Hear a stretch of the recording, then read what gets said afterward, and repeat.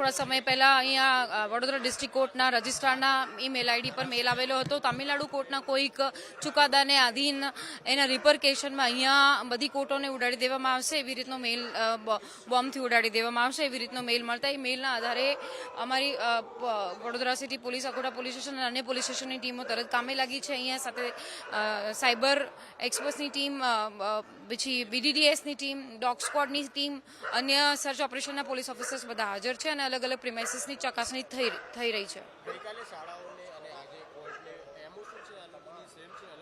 એ અત્યારે હાલ સંયુક્ત રીતે અમદાવાદ, વડોદરા, જ્યાં જ્યાં પણ આવા મેલ મળ્યા છે, કયા મેલ ડોમેનમાંથી આવી રહ્યું છે, કઈ ટીમ કરી રહી છે, બધાનું સાયબર એક્સપર્ટ્સની ટીમ એમાં કામે લાગી છે. એ લોકો એક રિઝલ્ટ સુધી પહોંચી રહ્યા છે. વડોદરા શહેરમાં સતત બીજા દિવસે બોમ્બ થ્રેટની જે ઘટના છે તે બની છે. કોર્ટ પરિસરને બોમ્બથી ઉડાવી દેવાની જે ધમકીભર્યો મેલ છે તે આપવામાં આવે છે. વહેલી સવારે આ મેલ મળે છે.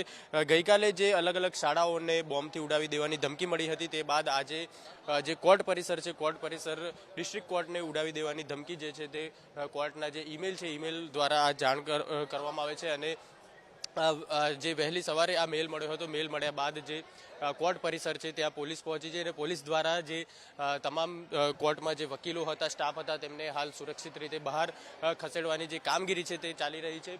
બીજી તરફ જે ગઈકાલે મેલ મળ્યા હતા, 19થી વધુ મેલ મળ્યા હતા, અલગ અલગ શાળાઓને મેલ મળ્યા હતા.